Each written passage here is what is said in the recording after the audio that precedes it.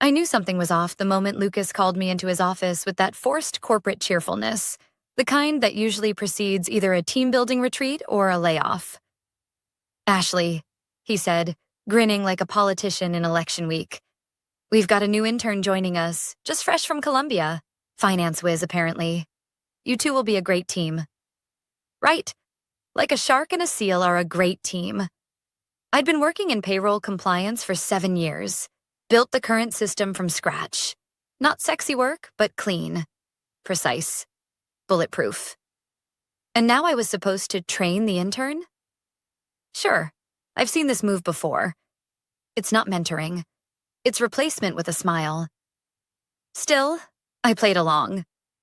"Happy to help," I said, matching his fake cheer with something dangerously close to sarcasm. The intern's name was Brian. Bright-eyed, overdressed, and way too confident for someone who still had his school ID in his wallet. He bounced into the room like he thought it was a TED Talk, shook my hand too hard, and said, "Looking forward to learning everything you do." "I bet you are." We started slow. I walked him through vendor routing and automated audits. He nodded like he understood, but typed like a raccoon on Red Bull. Every 5 minutes, another question. Every 10, another suggestion. "Why don't we just switch to a plug-and-play API? Can't we automate the approval flow using AI?" I smiled. Patient. Helpful. Inside, I was screaming. You don't automate nuance. You don't AI integrity. Lucas kept hovering near our desks like a helicopter parent with a severance package in his pocket. "Everything good?" he'd ask, pretending to sip coffee he never drank. "Great," I'd reply, without looking up. He's learning fast. What I didn't say, he's watching faster, because Brian already knew too much. He asked about systems I hadn't shown him yet. Clicked through folders he shouldn't have had access to. And one morning, I caught him flipping through archived bonus memos like he was studying for a pop quiz I never gave. Still, I said nothing. Just logged everything. Quiet. Professional. Careful. And then came the lunch meeting. Lucas insisted I join him and the regional CEO, Mr. Zhang, along with Brian, as a bonding exercise. I should have known. The restaurant was one of those sleek places downtown with soft jazz, tiny plates, and prices that assume you never check your bank account. Polished floors, glass walls, chopsticks preset. I sat across from Lucas, Brian to my right, Mr. Zhang beside him. Lucas ordered fast. Knew the menu. Too eager. Brian nodded along like a ventriloquist's dummy. Then Lucas leaned in toward Mr. Zhang and said something, low and fast in Mandarin. I caught every syllable. "She doesn't know we'll fire her after this. Pity, she looks like she works hard." My chopsticks froze midair. Lucas chuckled, pleased with himself. Mr. Zhang didn't laugh, just nodded politely. Brian gave a confused smile, clearly missing the punchline. And I? I blinked once, set my chopsticks down, reached for my tea. Because what Lucas didn't know, what none of them knew, was that I had lived in Hangzhou for 5 years, finished my graduate degree at Zhejiang University, read, wrote, and spoke Mandarin like I was born to it. I had filed pension audits in Chinese more complex than anything Lucas could manage in English. But more importantly, I knew when someone was digging my grave and smiling while they did it. I said nothing. Not then. Just sipped my tea and filed his words away like evidence in a sealed folder. Because that moment wasn't the betrayal. It was the confirmation. The betrayal had started months ago, when Lucas cut my team budget with no explanation, reassigned key accounts to younger employees, and suddenly started CCing Brian on sensitive emails with subject lines like transition planning. They weren't grooming Brian to help me. They were grooming him to replace me. But Lucas made one mistake. He thought language was a wall. He didn't realize it was my weapon. And now? Now I wasn't documenting to save myself. I was documenting to bury him. Because this wasn't just about me anymore. This was about principle. About the silent workers who keep the wheels turning while others take the credit. About the quiet women in meetings whose names never make the slide deck. And most of all, this was about timing. And mine was just getting started. The day after that lunch, something shifted. Not in them, in me. Lucas strolled past my desk like nothing had happened, tapping his coffee cup and saying, "Ashley, can you forward Brian those compliance logs from Q1?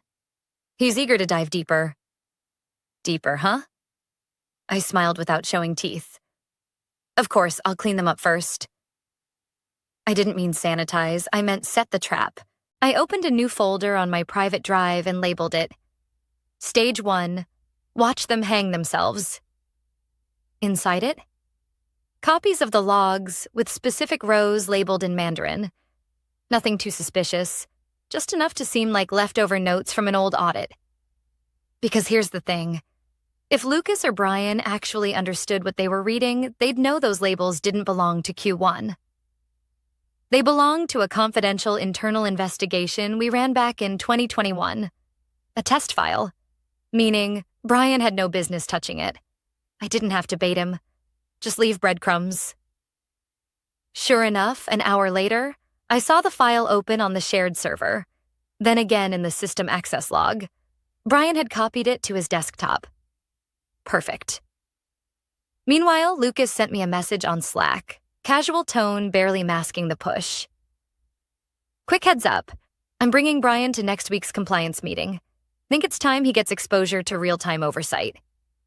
Exposure, that's what they called it now. I typed back, great initiative. I'll prep him with context beforehand. Translation? I'll feed him just enough information to get him caught. That week, I started mislabeling low-priority folders, renamed archived training decks with legal-sounding acronyms, changed column headings from vendor contact to VC attestation, normal enough to overlook, strange enough to trip anyone pretending to know what they were doing. And Brian tripped. Hard. In the Thursday meeting, when the head of legal asked about our latest vendor onboarding batch, Brian jumped in confidently. "Well," he said, scanning his tablet, "according to the VC attestation index, all entries meet the FTL thresholds for Q2. The room went still. FTL? That wasn't a threshold. It was a placeholder I made up during testing. Fake term limit.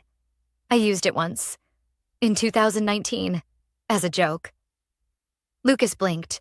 The head of legal cocked her head. "What threshold exactly does FTL measure?" Brian stammered. Vendor authorization to, invoice limits?" She smiled politely. "There is no such term in our system." Brian looked at Lucas. Lucas looked at me. I kept a straight face and took a sip of coffee. That should have been the wake-up call. But Lucas wasn't someone who backed off. He was the kind of guy who doubled down, sure he could talk his way out of anything. Or at least blame his way out of it. The next morning, I caught a whiff of desperation. He called me into a side room, that fake concerned expression stretched thin on his face. "Hey, Ashley. Just wanted to check in. You've been a bit quiet lately. Everything good?" I nodded. "Very good. Just focusing." He leaned in like he was about to offer me stock tips. "You know, Brian's rough around the edges, but he's sharp. Give him space to grow, okay? You've got a lot of institutional memory. Just don't make it too hard to follow." Translation: dumb it down for the boy genius so he can steal it faster. I tilted my head. "Of course, I'll make things easier." He smiled, satisfied, and walked out like he'd won something. But I'd already won. Because earlier that morning, I'd added a silent listener to our document approval platform. Every file Brian touched would now forward an auto-notification to a folder shared with our overseas audit team. And remember Mr. Zhang, the regional CEO from lunch? Yeah, I hadn't forgotten him either.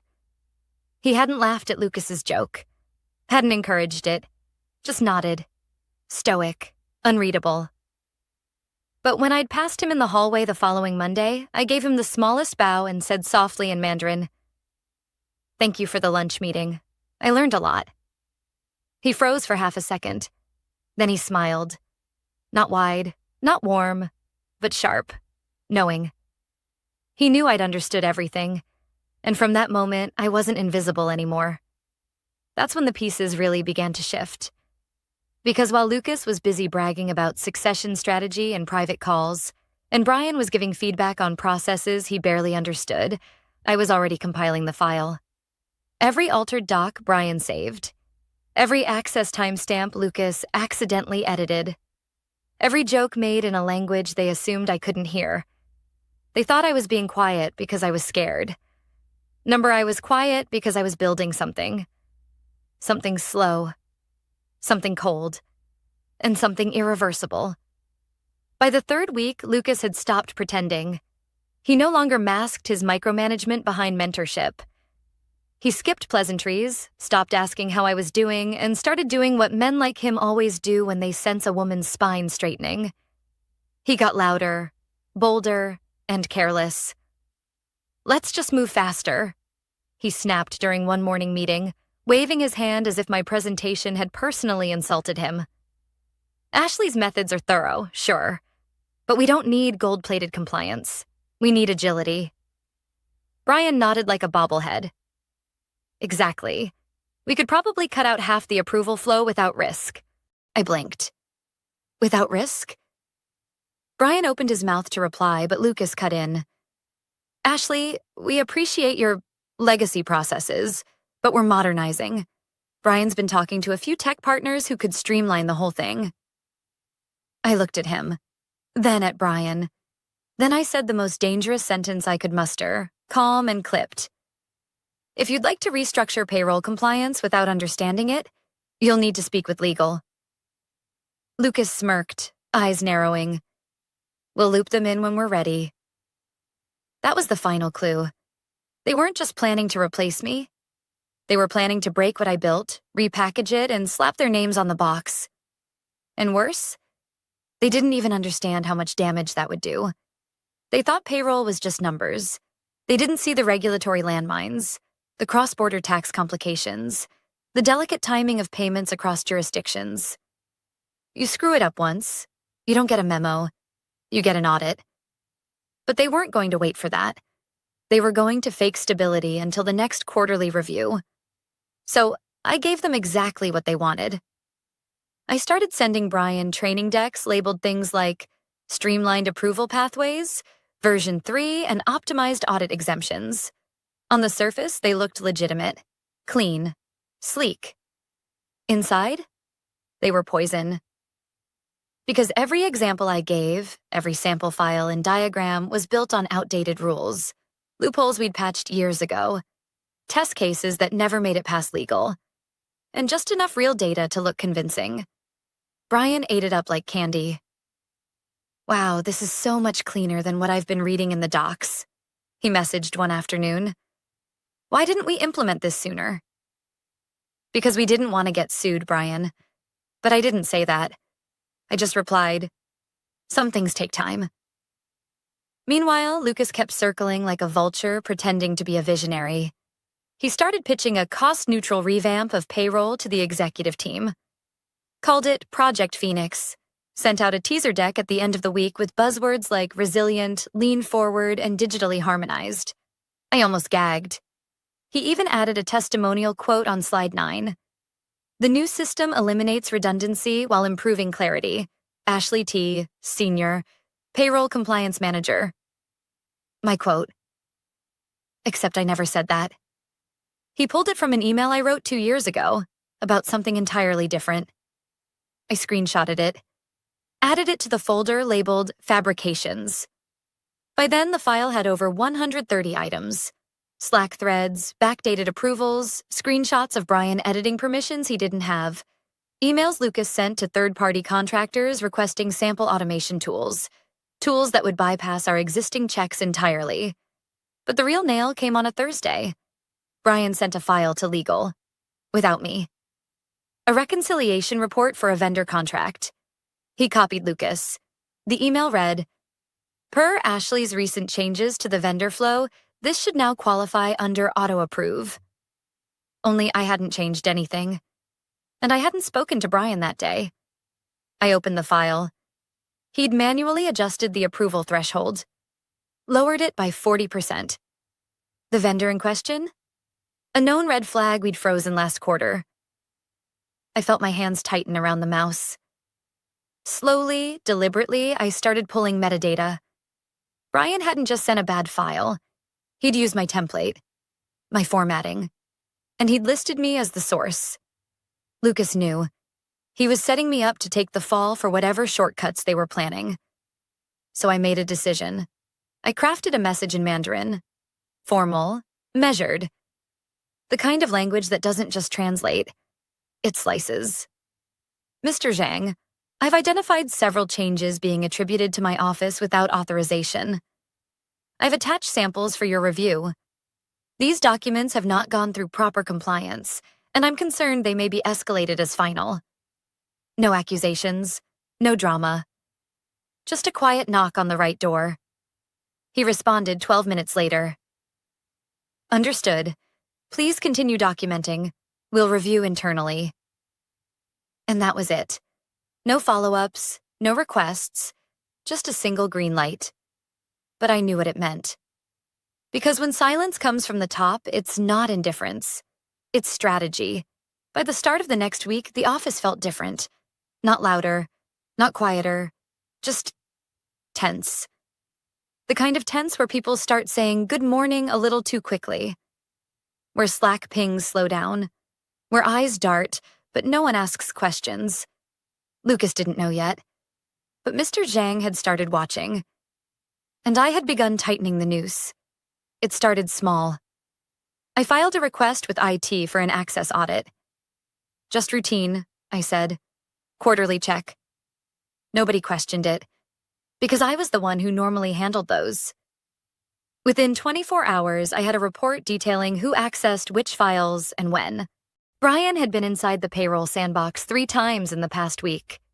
One of those times? He used an admin override that only 2 people had, me and Lucas, except I'd revoked my own override 6 months ago after the last audit. Lucas didn't know that. So how did Brian get in? Answer. Lucas gave him his credentials. Now, in a healthy company, that alone would trigger a security review. But Lucas ran the department like his own little kingdom. So I did what I always did. I documented. Then I uploaded the report into the growing dossier labeled Phoenix Fraud. I didn't just want to expose them. I wanted everything traceable. Because the truth is, men like Lucas don't fall because they mess up. They fall when everyone sees it at the same time. So I prepared the moment. I organized every false email, altered approval, and fake attribution into a master folder. I cross-referenced each with our compliance policies. Then I translated the entire thing into Mandarin, twice. Once in business formal for Mr. Zhang, once in legal formality for Tokyo HQ. I added a single note in both versions. Please review. Discrepancies between actual policy and implementation may lead to reputational risk if left unaddressed. I didn't sign it emotionally. I didn't ask for help. I just presented truth. Clean, sharp, and weaponized. And I sent it. Not directly to Lucas, not to legal, but to Mayu, Mr. Zhang's personal assistant. The same Mayu who used to sit in our board meetings with a calm smile and a sharper mind than all of us combined. She was quiet, almost invisible, until you realized she was the one whispering in the CEO's ear before every decision. I hadn't seen her in person in over a year, but I still had her contact. She replied the next morning with only 2 words. I see. That was all I needed. The real shift came Thursday afternoon during a team meeting where Lucas introduced new operational efficiencies. He walked in late, of course, holding a smoothie he never drank, wearing that smug expression like he just closed a deal with NASA. We're going to streamline the approval process, he said, nodding toward Brian. We've been testing a prototype flow, thanks to Brian's great work, and we'll begin implementation next quarter. No mention of me. No mention that the prototype was built using fake compliance files and bypassed controls. He clicked through the slides like he was auditioning for a keynote, all graphs and jargon, ending with a bullet point that read, Ashley will transition to an advisory role for knowledge retention. Knowledge retention? Like I was a bookshelf. I sat still, face unreadable. Then Brian jumped in. Also, we've already rolled out most of the changes Ashley outlined in her earlier notes, so it should be a smooth handoff. Except I'd outlined none of that. Lucas looked at me. Ashley, you've been a great support in this transition. We're grateful for your adaptability. Adaptability. A sanitized way of saying, thanks for training your replacement. Now go quietly. I smiled. Happy to contribute. Let me know when you're ready for the formal transition memo. He nodded, clueless. What he didn't know?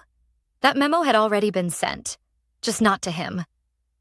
Because 2 hours before that meeting, an email went out from Tokyo HQ, not internally, externally, to our audit partners, to legal, to the board. Subject line, compliance irregularities under review, payroll department attached were 3 files. 1, an access audit with unauthorized admin overrides.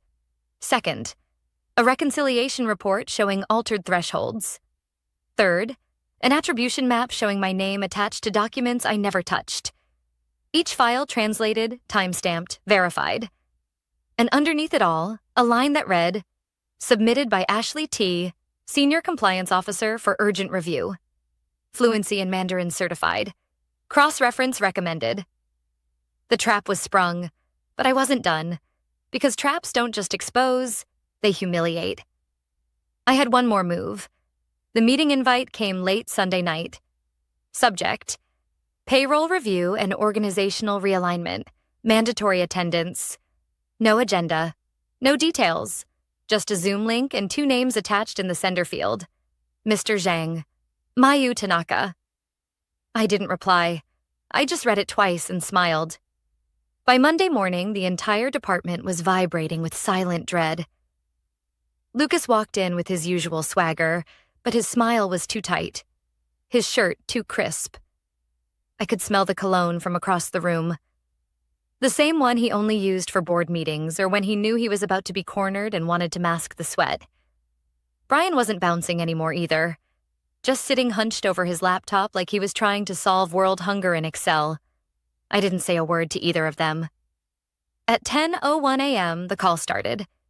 Mr. Zhang appeared first. Calm, composed, unreadable. Then Mayu joined, perfect as always. Navy blazer, no background filter, no small talk. Lucas started speaking immediately, voice a touch too loud. Thank you for making the time. Just wanted to align with Tokyo on the changes we've been implementing in payroll, especially under the new Phoenix structure. He smiled, gestured toward Brian on the screen. Brian's done incredible work and we're eager to show our progress. He launched a screen share before anyone asked. Clicked through slides like a magician forcing a card. Diagrams, quotes, bullet points. A chart he'd labeled Ashley T's Legacy Structure next to one titled Phoenix Flow, Future State. He even added a thank you slide at the end. None of this would have been possible without Ashley's foundational efforts. We're proud of the transition. My jaw didn't move. Mayu leaned forward. Before we proceed, she said softly, I'd like to address a concern. Lucas blinked. Sure, of course. Mayu pulled up her own screen. File, Phoenix Fraud Full Zip. I recognized it immediately. Every file I'd compiled, every screenshot, every translation, every forged memo, every fabricated quote with my name on it. But she didn't explain it. She let the silence do it for her. Click. She opened the access audit. Click. The altered thresholds. Click. The email from Brian with the words, per Ashley's recent changes. She zoomed in on the timestamp, the metadata, the revision log. Lucas cleared his throat. I think there's been a misunderstanding. That document wasn't finalized. Brian must have used a draft. The draft was distributed to legal, Mayu said. and to your third-party vendor as confirmation of compliance. Are you suggesting that was accidental? Lucas stammered. Brian was pale, eyes darting like he was looking for the eject button. Mr. Zhang finally spoke. We were unaware Ashley was being transitioned. She is fluent in Mandarin, correct? Lucas blinked. Yes, I believe she studied in China for 5 years, holds a certification in regulatory Mandarin. Did you know that? Lucas opened his mouth, closed it. Mayu continued, still calm. Several of the documents in your Phoenix proposal use Ashley's name. We've confirmed those attributions are false. She did not draft, approve, or review those files. The translations used were pulled from legacy documents and modified using her archived templates. Lucas looked at Brian. Brian spoke up, voice shaking. Lucas told me to use the format. I thought she approved it. You forged her approval, Mayu said. Then she turned to me. Ashley, do you have anything to add? I looked straight at the camera. Just one thing. I pulled up my own file. Phoenix Deck, original.pptx slide 6. The quote, the new system eliminates redundancy while improving clarity. Ashley T. I clicked the revision log, showed my email. The actual line? Removing compliance steps for speed is like skipping parachute checks to save time.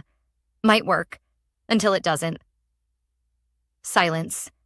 Lucas deflated in real time, like watching a parade balloon pop in slow motion. Mr. Zhang turned off his camera for a moment, then returned. Effective immediately, Lucas R. is placed on administrative leave. An external audit will follow. Brian's internship is concluded. Ashley. He paused. You will now report directly to Tokyo. Title, Director of Global Payroll Compliance. My inbox dinged. New contract. Signed by Mr. Zhang himself. I nodded once, still not smiling. Because this wasn't a happy ending. It was justice. Lucas tried a final Hail Mary. I was just trying to modernize. Make things leaner. I didn't know she was watching every step. I cut him off. I wasn't watching. I was listening. You just never thought I understood you. And then in Mandarin I said, you thought I didn't understand. I remembered every single word. Mayu nodded slightly, and Mr. Zhang smiled for the first time that morning. Meeting adjourned, he said. Click. Call ended. Lucas sat motionless. Brian looked like he wanted to disappear into his chair. I gathered my things. No speech, no strut, just calm. Fluent, quiet power. Because revenge doesn't always scream. Sometimes it speaks in perfect Mandarin.